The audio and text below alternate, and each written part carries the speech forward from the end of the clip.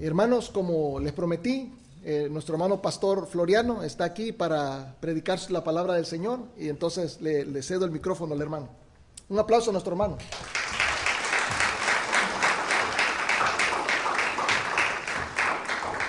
Gracias, pastor Rafael. Es un privilegio para mí estar con ustedes, hermanos. Soy de Chiapas, México, y estoy aquí para compartir la palabra del Señor. Les invito a que abran sus Biblias en la carta del apóstol Pablo a Tito. Y si hay algún visitante que no tiene Biblia, compártanla. Siempre me gusta que cuando predico la Biblia esté abierta. Biblia abierta, corazón abierto. Biblia cerrada, no se le pega nada. Así que ábranla, por favor, y compártanla. Va a estar apareciendo aquí mi presentación. Y quiero comenzar haciéndoles una pregunta y agradecería su atención. ¿Ustedes se consideran una iglesia de sana doctrina? ¿Se valoran, buscan tener sana doctrina? Qué bueno, eso es correcto, pero no basta con solo tener sana doctrina. Hay que tener también una sana vida cristiana. Debe haber ortodoxia, debe haber ortopraxis. Debemos creer lo correcto, pero debemos vivir lo correcto. Si solo se queda con sana doctrina, es decir, que nuestra cabeza va creciendo, pero nuestro corazón se va encogiendo, o nuestras manos y pies se van debilitando, entonces de vicio es tener tanto conocimiento. Entonces, el tema que yo quiero compartirles, le titulé así: sana doctrina igual a una vida cristiana sana, y está basada en la carta del apóstol Pablo a Tito, así que es una exposición, solo son 3 capítulos de Tito, vamos a escoger ciertos versículos de allí, pero antes de que yo empiece a compartir, quiero que le des adelante la diapositiva, por favor, hermana. Quiero decirles, si ven el capítulo 1, versículo 5 de Tito 1:5, ¿lo tienen? Léanlo, por favor, ¿cómo dice? Dice, por esta causa te dejé ¿en dónde? En Creta, para que corrigieses lo deficiente y establecieses ancianos en cada ciudad, así como yo te mandé. ¿Sí se puede adelantar la siguiente diapositiva? Bueno, ahí está. Ahí está Creta. ¿La están viendo? Es una isla, está en el mar Mediterráneo, al sur de Grecia, de Turquía. Es decir, Europa le queda al norte, Israel le queda al oriente y al sur le queda el continente africano. Entonces es una isla, el clima es mediterráneo. Es exactamente más o menos el mismo clima de Israel, de Grecia, de Italia, en fin, todo ello.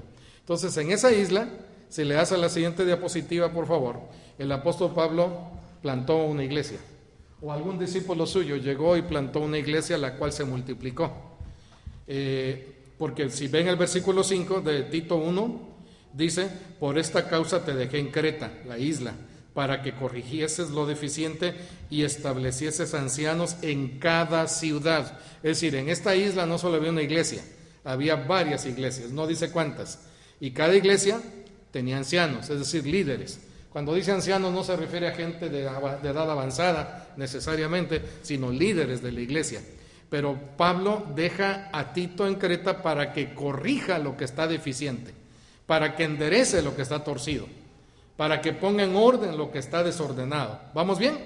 Entonces, quiero ubicarlos geográficamente, históricamente. Creta tenía un reino, el cual luego fue invadido por los griegos, y luego Pablo llega y predica el evangelio, se siembran iglesias, pero estas iglesias después de un tiempo empiezan a torcerse un poco. La que sigue, por favor. Así está hoy. Por si se les antoja, yo no tengo agencia de viajes, no crean que ando haciendo que aquí promoción de viajes turísticos, todo pagado, todo incluido, pero así está hoy. Me imagino que a algunos se le va a antojar, va a empezar a ahorrar y va a decir, tal vez no voy a ir a plantar iglesias, pero voy a ir a pasear en un crucero. Bueno, es un lugar paradisiaco y mucha gente va allí a pasear. Existe esa isla, ahí está, no se ha movido. Y entonces, pero el mundo ha cambiado tremendamente. Ahora sí, por favor. Ahora quiero que vean en el capítulo 1, versículo 13, no es el 13, es el versículo Permítame, hoy me acaba de regalar esta Biblia el pastor, y entonces no es la mía que tengo marcada, pero en el versículo 12, uno de los propios profetas cretenses decía de ellos mismos, de su misma... Sí, la siguiente diapositiva, por favor. Un profeta cretense, describiendo a sus propios conciudadanos, decía que los cretenses eran, y da 3 características: siempre mentirosos, malas bestias y glotones ociosos. Con ese amigo, ¿para qué querían enemigos, no? Era un cretense, es como un mexicano como yo hablando de México siendo corruptos, irresponsables y esto y lo otro, o como un cubano hablando de los cubanos, o un hondureño de los hondureños, un venezolano de los venezolanos. Un cretense decía de ellos mismos: los cretenses siempre mentirosos, malas bestias y glotones ociosos. Esa era la sociedad donde estaban sembradas estas iglesias. Ese era el medio ambiente. Ahora, quiero que vean un detalle. Vayan al capítulo 1, versículos 1 y 2. Pablo dice: Pablo, siervo de Dios y apóstol de Jesucristo, conforme a la fe de los escogidos de Dios y el conocimiento ¿de qué? De la verdad. Conocimiento de la verdad. Mientras los cretenses eran siempre mentirosos, Pablo está diciendo: ustedes cretenses que ya creyeron en el Evangelio han conocido la verdad. Quiero que vean el contraste. Lo que caracterizaba a esa sociedad era siempre creer y decir mentiras. Pablo dice: los escogidos, o sea, los que han creído en Cristo Jesús, dice, han conocido la verdad. Y esa verdad, ¿qué produce? Según el versículo 1. ¿Están conmigo? Conocimiento de la verdad, que es ¿qué? Según la piedad. Quiero que tomen nota de la palabra piedad. De repente los cristianos hemos enfatizado muy poco, menospreciado lo que es la piedad, la vida piadosa.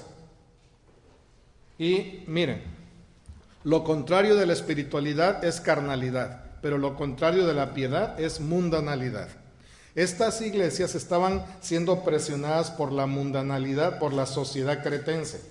Y entonces el peligro que se corriera que estas iglesias, estos cristianos, no vivieran vidas piadosas, sino vidas mundanas. Y Pablo está diciendo desde el mismo versículo 1 y 2, según el conocimiento de la verdad, que es según la piedad. O sea, conocer la verdad de Cristo nos debe llevar a vidas piadosas. Dejarse llevar por lo que dice la sociedad que nos rodea nos lleva a vidas impías. Por eso no basta con tener sana doctrina.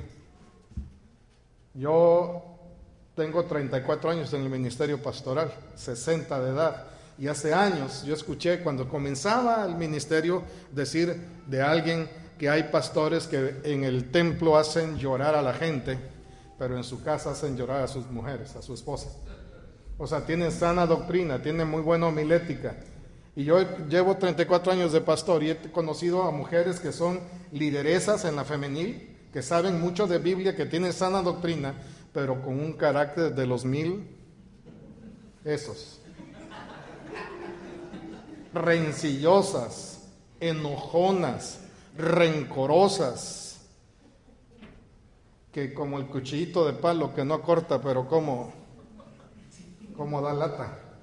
Que dice Proverbios que más vale vivir en un patio que en un palacio con una mujer de ese tipo. ¿Me estoy explicando? Entonces podemos tener sana doctrina, pero una vida totalmente impía, porque la sociedad que nos rodea nos va permeando, nos va penetrando, nos va de algún modo moldeando.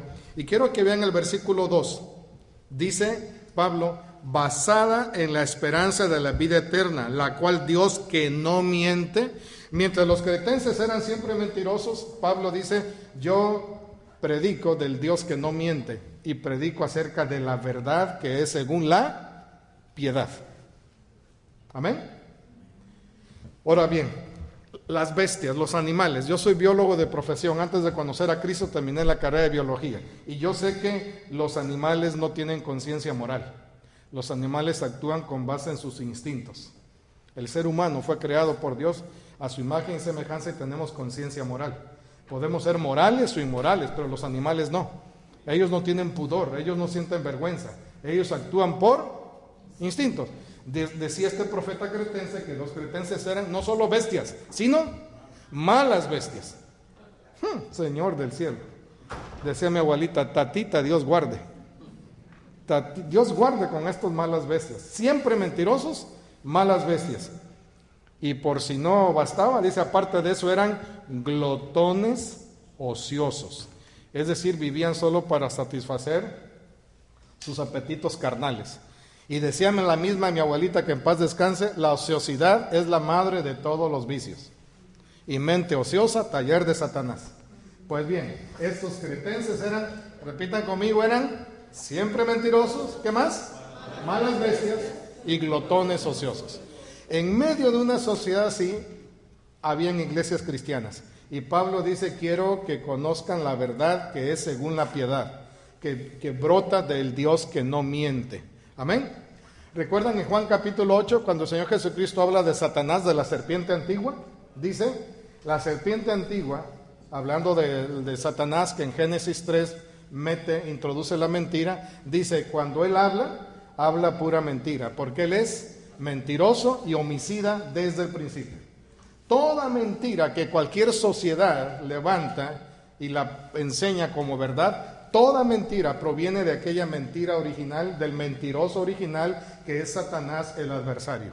Entonces, mucho ojo, dale por favor a la siguiente diapositiva. Dejemos a los cretenses en paz, ¿les parece?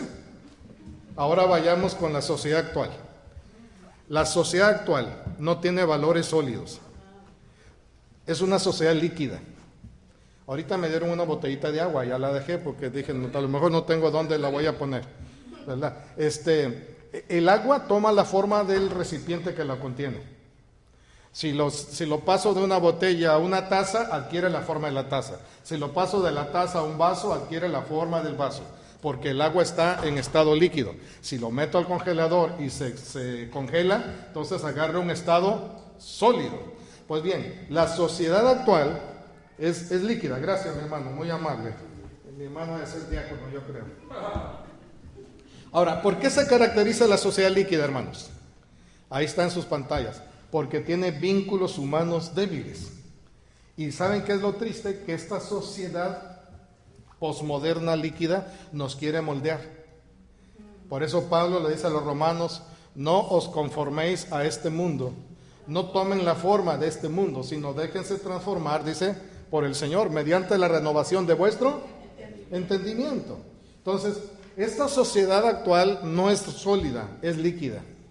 Y es elástica, es amorfa y quiere irnos moldeando a su imagen y semejanza. Ahora quiero, dale a la siguiente, por favor, si eres tan amable. Esta sociedad líquida está compuesta por personas light. Ya no solo hay mayonesa light, Coca-Cola light y ¿qué más? Leche light. Ahora hay personas light. Sí. Y las personas light tienen 5 características. Primero, se permiten todo. Son permisivas. Se permiten hasta lo que Dios prohíbe. Se permiten hasta lo que saben que hace daño. Se lo permiten. Me voy a echar un vuelo a la hilacha. Nos echemos una cana al aire. Total, comamos y bebamos que mañana moriremos. Son personas que se permiten todo. Para ellos todo es relativo, nada es absoluto. No existe la verdad absoluta para esta sociedad posmoderna. Todo es relativo, todo es subjetivo. If you like it, do it. Si te gusta, hazlo, no importa. Tú dale, para adelante. Todo es relativo. Y dicen, tú tienes tu verdad, yo tengo mi verdad, vivamos felices, chupemos tranquilos y llevemos la fiesta en paz. Todo es relativo. La tercera característica, las personas light viven para consumir. Están compra y compra y compra y compra cosas que no necesitan. Y están demostrando el vacío que hay en sus corazones. Y mucho cuidado, hermanos, porque la mayoría de ustedes nació en otro país y ahora vive acá. Y allá les faltaba casi todo y aquí tienen de todo y les sobra. Mucho cuidado, porque muchas veces nos dejamos moldear por la sociedad en la cual vivimos. ¿Me están captando, hermanos? Y se vive para consumir, para consumir. Todavía está bien tu celular, pero quieres el último que salió. Todavía está buena tu pantalla plana, pero quieres otra más grande. ¿Todavía está bueno tu carro? No, pero quiero otro porque las hermanas traen un, ni modo que yo me quede con este carro chiquito. Gasta menos gasolina. Ah, no, pero ¿cómo me voy a quedar atrás? ¿Me estoy explicando? Y es muy fácil vernos envueltos en esta sociedad, así como a los cristianos de Creta. Otra, viven para el placer. Es un hedonismo espantoso. Todo lo que les da placer, lo buscan hacer lo más pronto posible.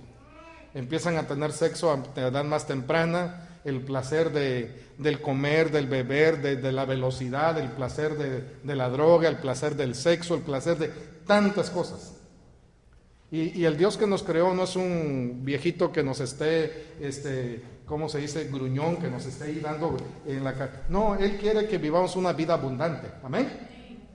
Pero hay placeres permitidos en la palabra de Dios y otros que no, porque sabe Dios que ese placer momentáneo nos va a dar un dolor permanente.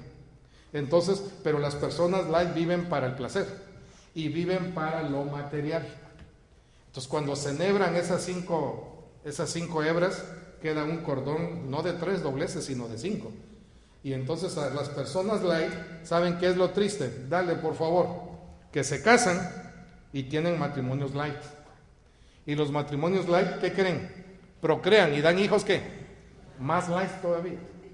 Y la sociedad se vuelve más líquida. Y entonces uno mira hacia atrás y dice, pero cuando yo era chamaco la sociedad era más rígida. Por ejemplo, en mi tiempo, cuando yo estudiaba la primaria o secundaria, si un chamaco, un patojo, un cipote, un escuincle, estoy diciendo en varios idiomas de Latinoamérica, se portaba mal, cualquier adulto le podía llamar la atención, ¿sí o no? Y papá y mamá iban y decían, gracias por enderezar a este. Hoy, atrévete a llamarle la atención al hijo de otra persona. Viene ese papá, esa mamá y te busca pleito. Y tristemente a veces aún a niveles de las iglesias, es mi hijo y solo si yo quiero que sea así, que antes al contrario, los papás decían gracias porque está usted interesado en educar a mi hijo. ¿Me explico, hermanos? Esa es la sociedad en la que vivimos. Pero voy a ser sincero, no solo es Estados Unidos, es todo el mundo, porque con la globalización y con la tecnología digital, en México tenemos un dicho que cuando aquí estornudan, allá nos da gripa. Es decir, que lo que aquí pasa allá repercute en 2, 3 patadas. En un ratito está pasando allá. Porque ahorita en tiempo real nos podemos enterar de todo lo que está pasando. El mundo es una aldea global. Así que esto no solo describe a la sociedad norteamericana, describe a la sociedad del siglo XXI. Dale, por favor, hermano. Los matrimonios light tienen la ideología de úsese y deséchese, como los vasos de café que tiramos ahorita. También ellos, úsese y deséchese. Y aquí se rompió la taza y cada quien para su casa. Y tenemos los tuyos, los míos y los nuestros. O sea, las famosas familiastras. Padrastros, madrastras, hijastros, familiastras. Y diría algún cantante colombiano de cuyo nombre no me quiero acordar, dice, tumbemos las paredes y vivamos felices los 4. El poliamor. El poliamor. Esa es la sociedad light del siglo XXI. ¿Y saben qué? En esta época estamos viviendo. La carta del apóstol Pablo a Tito nos da muchos consejos bíblicos, permanentes, eternos, que vienen de Dios para contrarrestar esto. Porque si no, estaremos cavando nuestra propia tumba. ¿Ustedes saben por qué el Imperio Romano cayó en manos de los bárbaros cuando lo invadieron? Eran bárbaros y estos no, eran muy civilizados. Aquellos eran débiles y estos eran muy buenos militares. ¿Saben por qué cayó? Porque se fue deteriorando internamente, como una mesa de madera que se llena de polillas y se te pica y se cae, porque se fue degradando moral y espiritualmente. Y en esta sociedad en la que ustedes viven, tal vez el país más desarrollado del mundo, pero como sociedad se está cada vez degradando más y más y más. Y en ese ambiente van a vivir tus hijos y tus nietos. Y si no te pones las pilas, si te centras en la palabra de Dios, van a ser matrimonios light, familias light, con una sociedad más light de la que ya es. La que sigue, por favor. Bien, ¿qué se propone Dios? Ahora sí, vayan a la Biblia. Lo que se propone, ya lo vimos en el capítulo 1, versículo 1, es que conozcamos su verdad la cual produce una vida piadosa. Hermanos, si el conocimiento de la Biblia que tienes y que yo tengo no nos conduce a ser más piadosos cada vez, en vano es. Solamente estamos así con la cabezota grandota y con el corazón frío, más frío que la pata de un muerto. Si tenemos conocimiento bíblico, doctrinal, nuestro corazón debe estar ferviente en espíritu, sirviendo al Señor. Amén. Entonces, lo que Dios quiere es que conozcamos su verdad, la cual se traduzca en una vida piadosa. Que cada vez tu vida sea más piadosa que antes. No compitiendo con otros, no comparándote con otros, sino contigo mismo en el tiempo pasado. Es decir, que cada vez mis anhelos, mis deseos sean menos orientados a lo que la sociedad me provee y más orientados a lo que Dios me provee y quiere darme. Amén. De hecho, la palabra piedad viene del término Eusebia. En el idioma original que se escribió el Nuevo Testamento es Eusebia. El nombre Eusebia o Eusebio significa piadoso. O sea, la piedad es una vida que está recta conforme lo que Dios dice. Es, en pocas palabras, un lenguaje más coloquial. Una vida piadosa es una vida que agrada a Dios en todo. Le agrada a Dios. Cuando no eres piadoso, cuando no soy piadoso, aunque sepamos mucho de Biblia y aunque seamos una lumbrera en la iglesia, predicando, enseñando y aquí y allá y todo esto, si nuestra vida no es piadosa, no le agrada a Dios. Entonces, ¿qué se propone Dios en medio de esta sociedad? Que conozcamos su verdad, la cual produce una vida piadosa. Pero algo más que se propone es que seamos sanos en la fe. Quiero que vean el capítulo 1, versículo 13. Capítulo 1, versículo 13. Dice, este testimonio es verdadero, por tanto repréndelos duramente para que sean sanos en la fe. No solo para que tengan sana doctrina, sino para que sean sanos en la fe. Yo te preguntaría, hermano, hermana, ¿eres sano en la fe? ¿Eres sano en la fe o solo tienes sana doctrina? Pablo dice aquí, Dios quiere que conozcan su verdad, que sean piadosos para que sean sanos en la fe, para que haya congruencia entre lo que creemos y lo que vivimos. En el capítulo 2, versículo 2 dice, que los ancianos sean sobrios, serios, prudentes, sanos en la fe. Dios quiere que todos los miembros de la iglesia, los líderes, los miembros de la iglesia, hombres, mujeres, adultos, jóvenes, no importa la edad, no importa cuál de los dos sexos, no importa el nivel académico, el nivel socioeconómico, si ya somos cristianos por la fe en Cristo Jesús, tengamos sana doctrina y seamos sanos en la fe. Amén. La que sigue, por favor. Dios quiere que haya congruencia entre lo que creemos y lo que vivimos. Vean el capítulo 1, versículo 16. Léanlo, por favor. 1:16. ¿Cómo dice? Fuerte, fuerte. A ver, 1, 2, 3. ¿Cómo dice?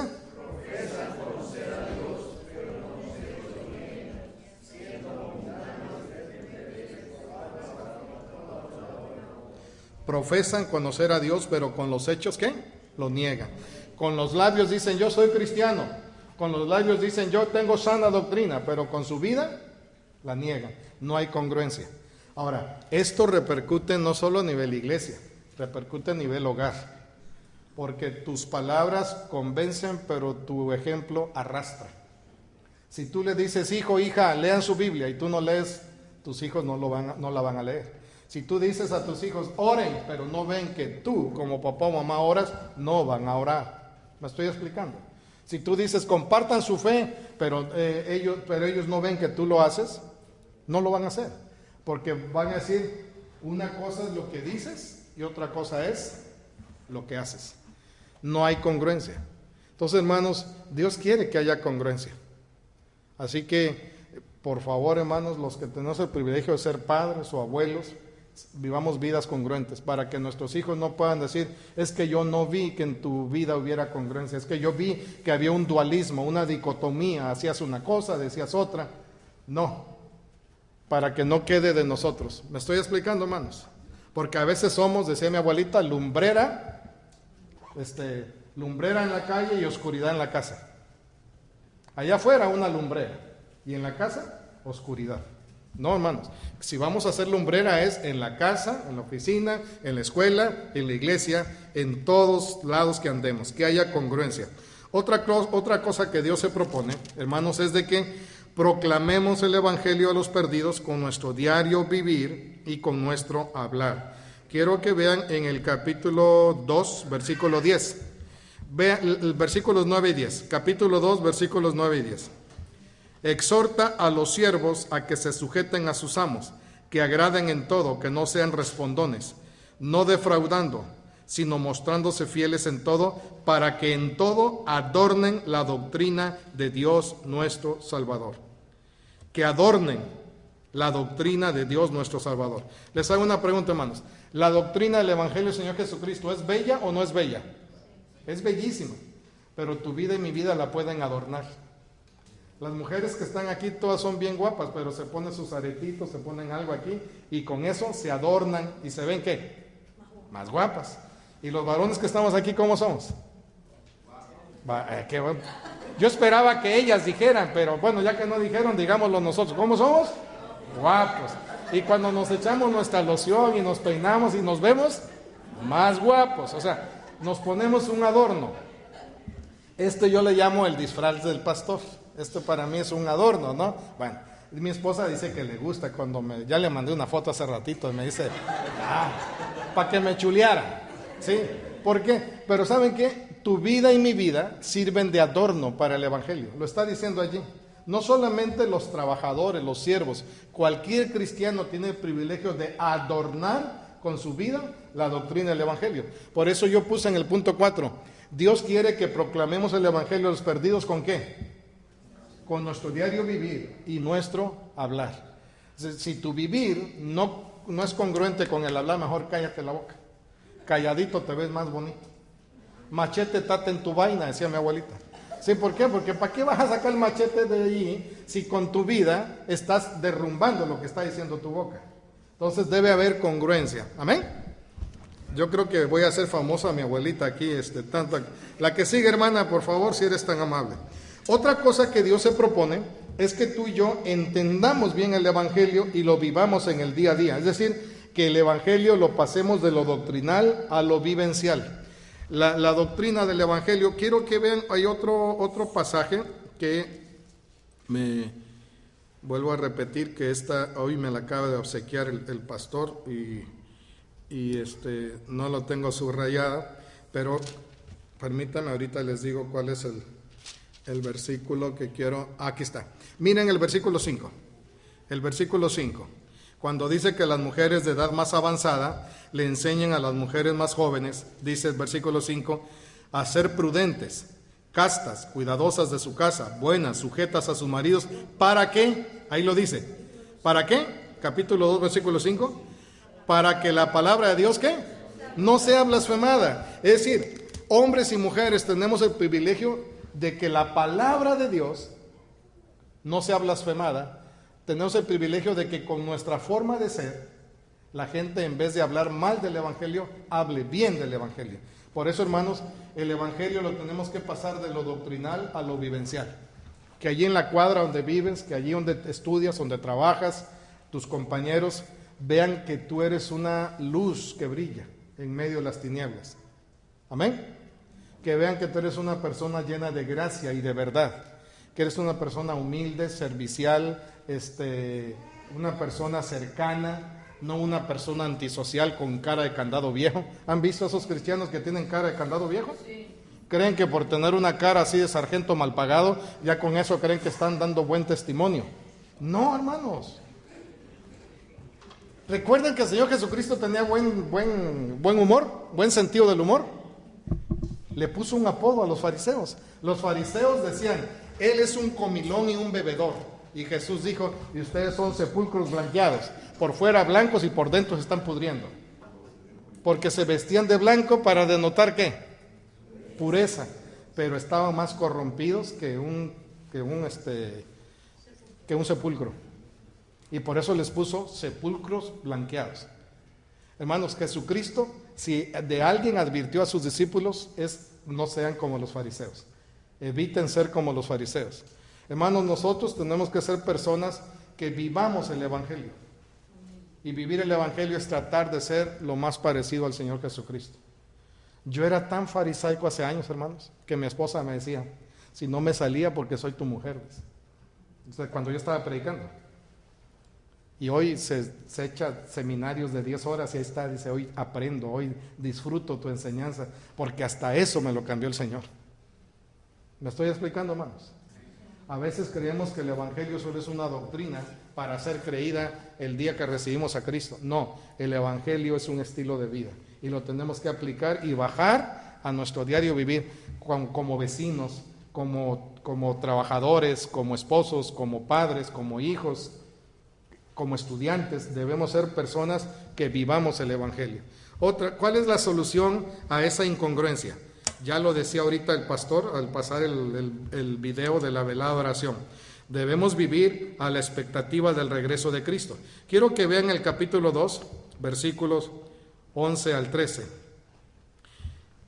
Está el capítulo 2, versículos 11 al 13. Dice, porque la gracia de Dios se ha manifestado para salvación a todos los hombres, enseñándonos que renunciando a la impiedad y a los deseos mundanos, vivamos en este mundo sobria, justa y piadosamente. Ahí vuelve a repetir, Dios quiere que renunciemos a la impiedad y que vivamos piadosamente, aguardando la esperanza bienaventurada y la manifestación gloriosa de nuestro gran Dios y Salvador Jesucristo.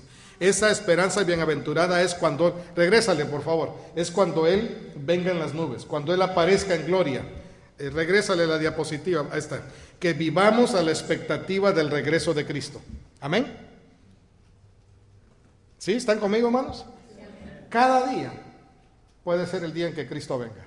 Y como alguien dijo, haz planes como que si fuera a venir en un siglo, pero vive como que si fuera a venir hoy.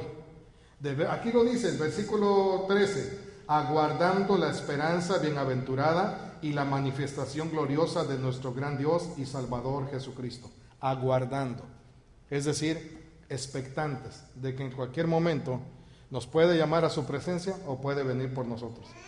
Cuando tú y yo vivamos así, la sociedad que nos rodea va a ser menos atractiva.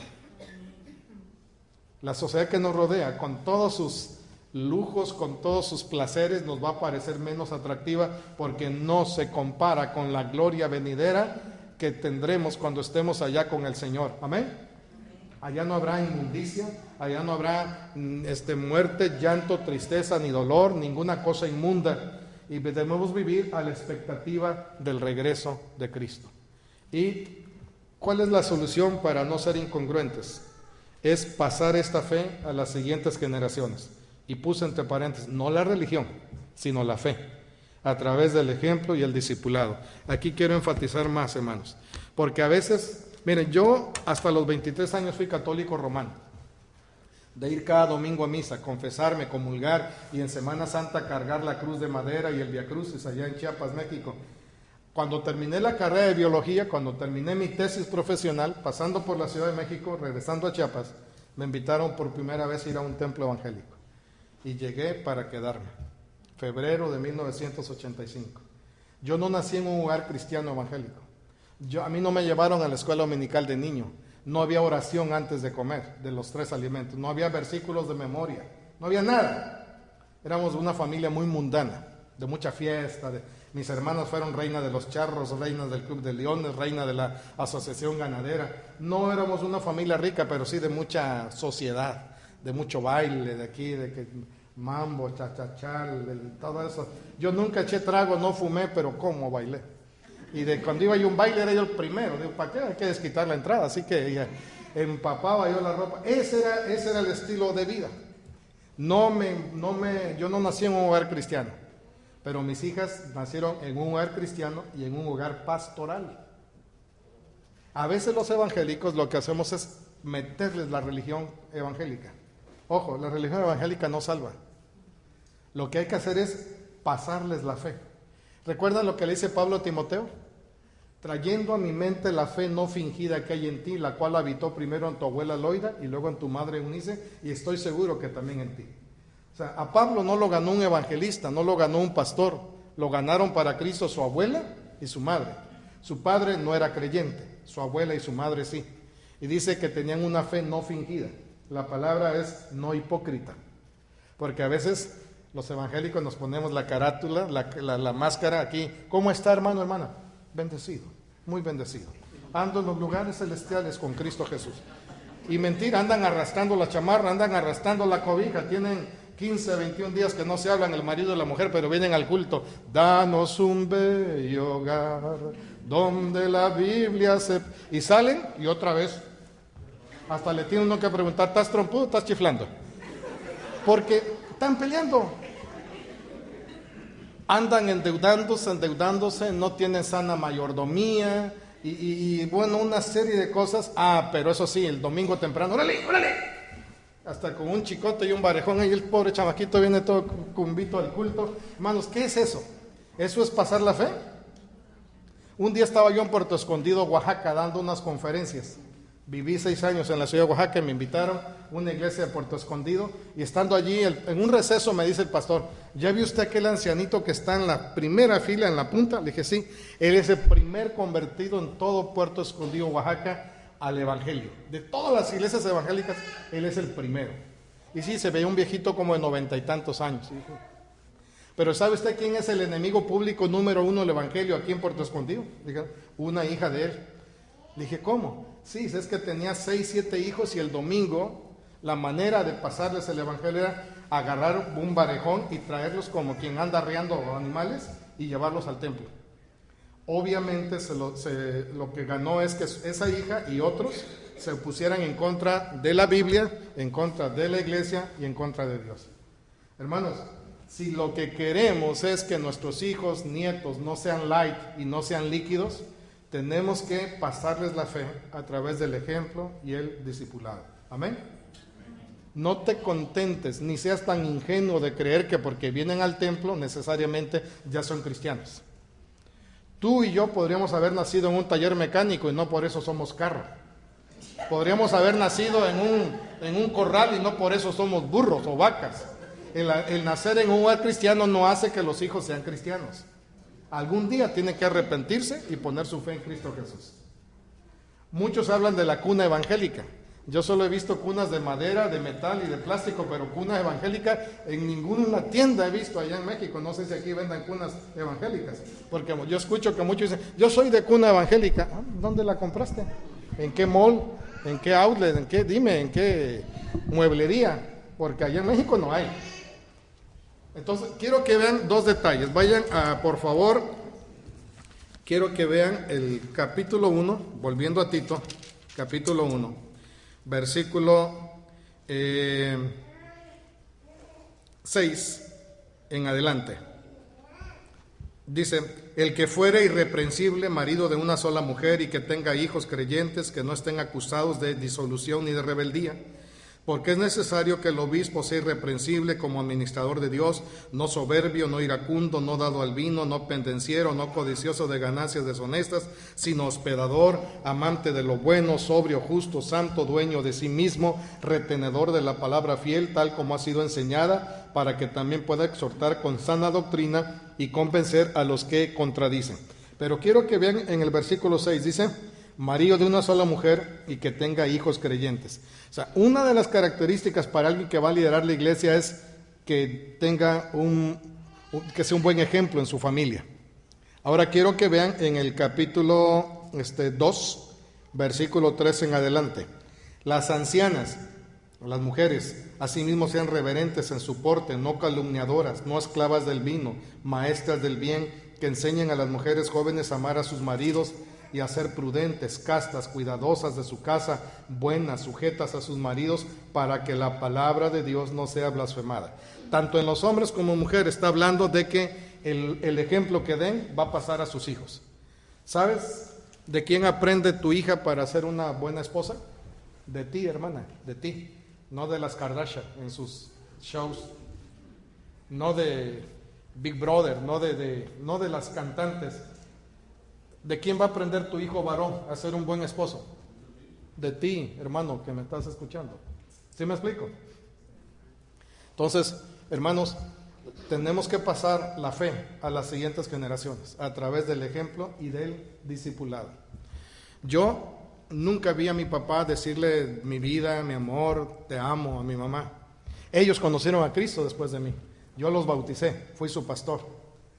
Pero yo no vi ese ejemplo de rosas, de una serenata. Nada más, ya vine vieja, ¿cómo no viejo? Eso era lo más romántico que yo escuchaba. Tal vez decirle viejita, pero nunca mi amor, mi vida. Mi mamá dice, ella tiene 86, mi papá tiene 93. Y dice mi mamá, si no hubiera sido por el evangelio, yo no hubiera sabido, aunque sea los últimos años, tener un esposo un poco cariñoso. Eso fue lo que yo vi. Ahora, déjame decirte que el ambiente familiar, el ambiente doméstico, se mama, así como esponja. Tus hijos e hijas están, lo que ven, a veces la mamá y el papá están bravos. Y ella le dice, dile a tu papá que venga a comer. Papá, que dice mi mamá, que dile que no tengo hambre. Dice mi papá que no tiene hambre. Y ahí anda. Con eso, se están riendo porque les estoy rascando donde hay comezón, yo sé. Les estoy pisando un callo. ¿Saben qué, hermanos? Los hijos dicen, ya cuando están allá, dicen, que si bien se pueden hablar y ahí nos andan mandando. Nosotros, decía mi abuelita, como correchepe, para acá y para allá, para acá y para allá. Hermanos, ese ambiente. Mire, yo no sé cómo es en tu hogar, hermano, hermana. ¿Quién es el primero que pide perdón y quién es el primero que perdona? Yo no sé. Caras vemos, corazones no sabemos.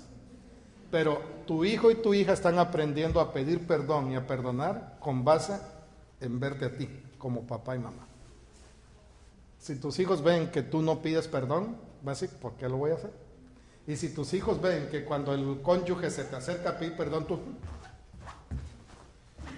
tus hijos lo están viendo. Van a decir, si mi mamá no perdona a mi papá, si mi papá no perdona a mi mamá, yo tampoco.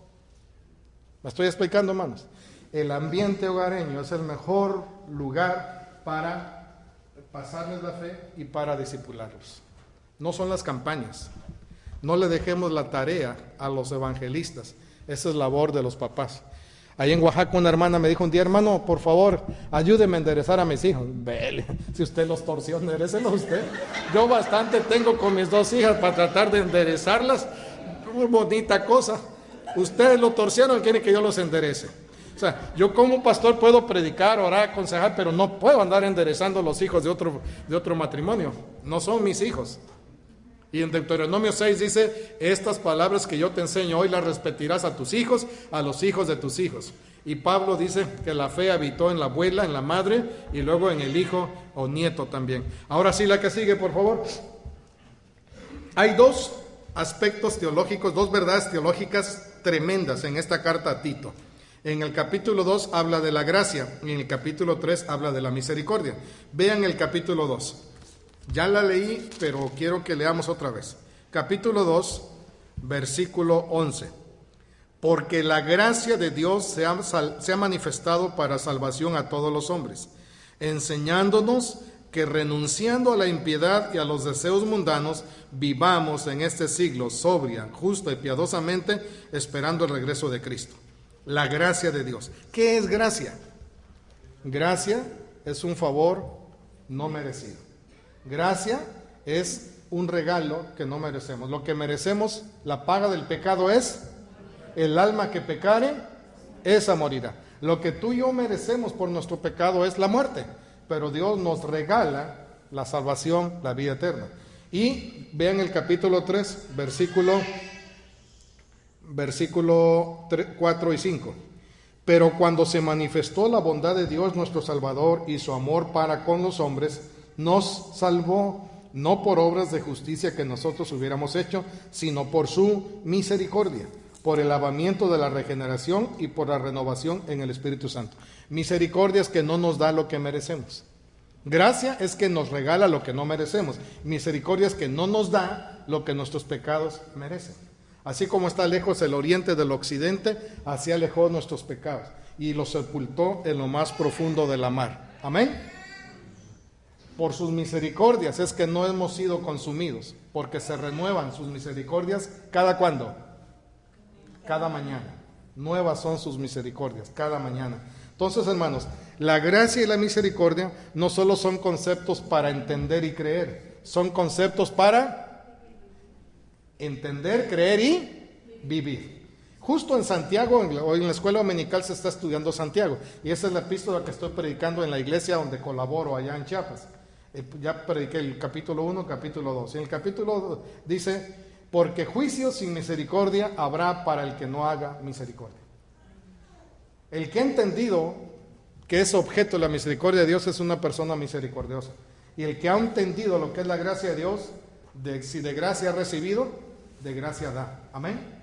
Entonces, estos dos conceptos teológicos, hermanos, no solo son para entenderlos, creerlos, sino también para vivirlos. La siguiente diapositiva.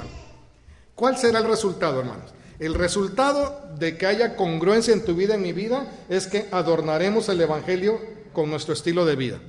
Tú y yo seremos un adorno. Miren, ahí va el adorno, ahí va el adorno. ¿Por qué? Porque van a decir, qué bonita persona, qué bella persona es ese que va allí. Amén. Van a decir qué buen vecino es, qué buen trabajador, qué buen patrón, qué buen estudiante, qué sé yo a lo que te dedicas. Otra cosa, hermanos, es que seremos un pueblo celoso de hacer el bien y ocupado en buenas obras. Cuando hay congruencia en nuestras vidas, somos un pueblo celoso de hacer el bien y ocupado en buenas obras. En los 3 capítulos de Tito, ya casi acabo, no se me distraigan. En los 3 capítulos, 1, 2 y 3, Pablo habla de buenas obras, buenas obras, buenas obras. Pero ¿saben qué? No se refiere a obras de penitencia ni de caridad, se refiere a obras de moralidad. O sea, las buenas obras en Tito, excepto la última vez que las menciona, son obras de calidad moral. Es decir, que tu vida y mi vida reflejen una calidad moral diferente a los que no conocen a Cristo. Amén. Solamente la última vez que menciona en el capítulo 3 buenas obras se refiere a acciones concretas de ayudar al prójimo. Cuando tengamos vidas congruentes, no seremos infructuosos, estériles, sino que daremos fruto para la gloria de Dios. Amén. La que sigue, por favor. ¿Cuál será el resultado? Dios recibirá la gloria. Seremos matrimonios y familias sanos. Otros creerán el Evangelio y en vez de que la cultura nos cambie, nosotros cambiaremos a la cultura para la gloria de Dios. Amén. Ya los cretenses no serán siempre mentirosos, serán veraces. Ya no serán malas bestias, serán personas a imagen y semejanza de Dios. Y ya no serán glotones ociosos, sino que tendrán dominio propio y sabrán decir no. Y serán diligentes en vez de ser haraganes, ociosos. ¿Me estoy explicando, hermanos? Y entonces hoy ya no seremos líquidos, sino seremos sólidos. Ya no estaremos como estos, sino estaremos firmes en nuestra convicción de, como dice Pablo, yo sé en quién he creído, firme en su convicción. Amén. Porque esta ideología de género y todas las ideologías que vienen por delante, hermanos, así como un día hubo la teoría de la evolución y que veníamos, que nuestra abuelita era un chango, un mono, y que se le cayó la cola y se enderezó, ya salió tu abuelita y la mía. Eso era una teoría, y hoy vienen ideologías y ¿saben qué? Y vendrán muchas más. Pero los que estamos firmes en el Señor tenemos que ser congruentes, no solo creerlo, sino también vivirlo. Y mira, a tus hijos les podrás dejar casa, carro y todo eso, pero si no les pasas el Evangelio, se van a condenar. La herencia de Jehová no son los carros, no son las casas, son los hijos. Amén. Desnudos vinimos a este mundo, sin duda nada nos vamos a llevar. La vida del hombre no consiste en la abundancia de los bienes que posee. Aquí tiene más posesiones que de su país de origen, pero eso no es todo para el Señor. Eso es sin importancia. ¿De qué sirviera el hombre si ganare todo el mundo y perdiere su alma o perdiere el alma de sus hijos? Entonces, no todo lo que brilla es oro, hermanos. Entonces, tengamos congruencia y vivamos el Evangelio. Amén. Y ese será el resultado, que Dios recibirá la gloria, nuestros matrimonios y familias serán sanos, otros creerán el Evangelio y cambiaremos la cultura y la sociedad para bien. ¿Les parece que oremos? Amén. Padre, déjanos darte gracias porque tu palabra es más clara, muy clara, y no la entiende solo el que no la quiere entender. Nosotros has quitado de nuestros ojos la venda que el enemigo nos había puesto. Has iluminado los ojos de nuestro entendimiento. Ahora permítenos que nuestra voluntad sea dócil, humilde, que se doblegue ante ti, para que no solamente lo que sepamos se quede allí, sino que baje a nuestro corazón, baje a nuestras manos, a nuestros pies, y lo vivamos en nuestra casa, en el trabajo, en la escuela, en el edificio de la iglesia, donde quiera que andemos, Señor.